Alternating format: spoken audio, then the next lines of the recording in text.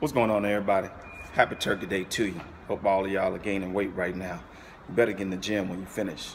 But on the health tip, it kind of fell under the radar last week that Charlie Sheen, Mr.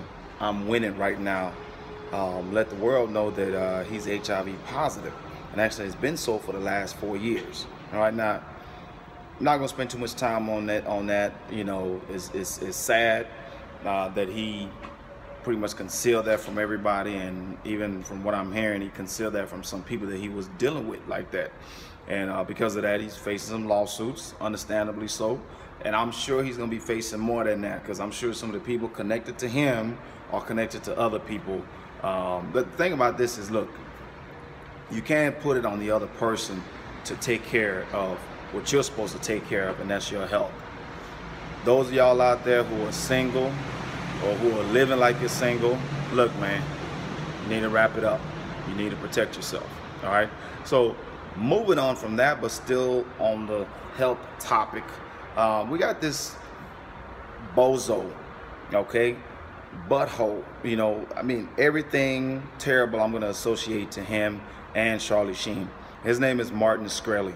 Now, y'all may have already heard the news about him a month ago, about how he did something that was just terrible.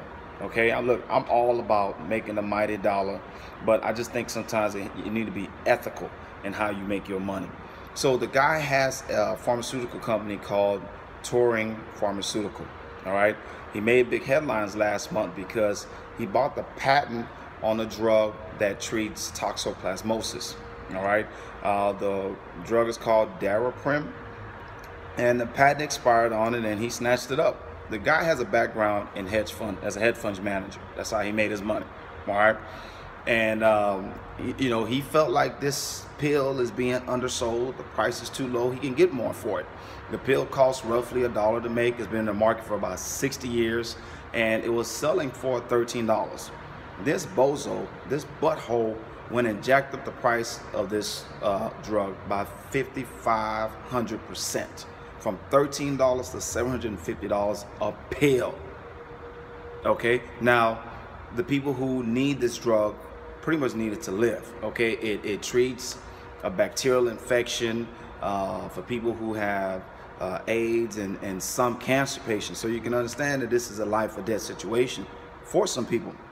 Now, some people kind of played this off to say, well, it's not like individuals are going to be paying for this drug out of pocket, because it's the insurance companies that's going to be paying for it. You know, but to me, it's still terrible, okay? Because the insurance companies are going to pass the cost on to the patients at some point. Keep in mind that prior to Obamacare, you know, we had the issue of people being denied for healthcare coverage because of pre-existing conditions.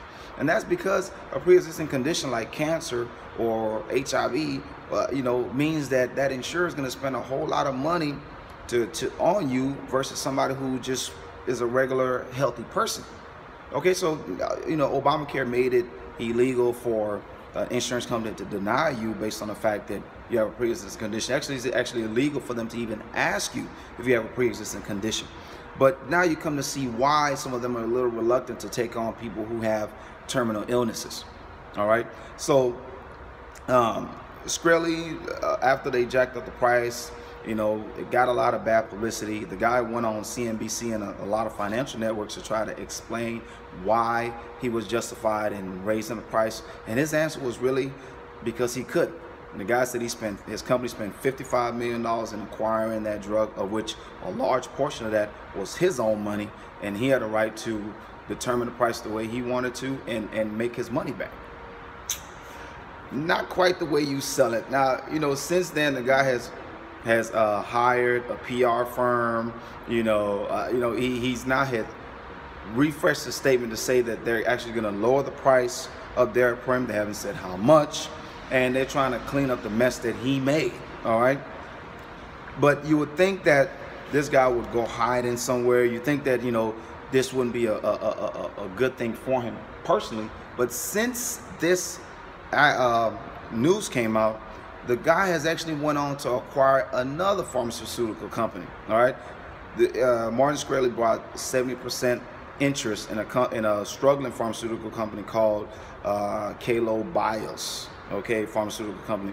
Now, the main interest in this particular company is that they have a leukemia drug that he, in his own word, he said shows a lot of promise. Okay, so because of that, he's bought 70% stake into this company. And look, you would think that this is bad news, but it's good news because that struggling pharmaceutical company had its share prices go up by 4,000%. All right, and you know, so the thing about it is this: like I said, I'm not against anybody making their money. What I am against is people playing with people's lives to make money.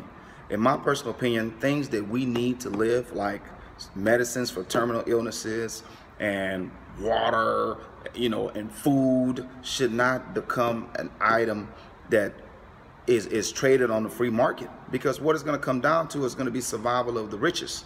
All right, it's going to be the people who can afford to buy these, you know, things that were affordable, but because they're limited, they're no longer affordable. The people who can afford to buy them will be the people who can buy them, and everybody else is just going to be shit out of luck. It shouldn't be like that. Not everything should be for sale. Lives should not be for sale, and that's what Mr. Shkreli is putting out there right now. And if hedge fund managers or if billionaires start looking at the pharmaceutical industry like they look at the hedge fund or the financial industry, we're in trouble, y'all. And also the fact that America is a place where pharmaceutical companies make money hand over fist. You know, you can come to America for the American dream, but if you want to buy medicine at an affordable price, you got to go to Canada, Mexico, or India. It doesn't coincide with what this country is supposed to be. All right, I want to thank y'all very much for tuning in. Stay blessed, y'all.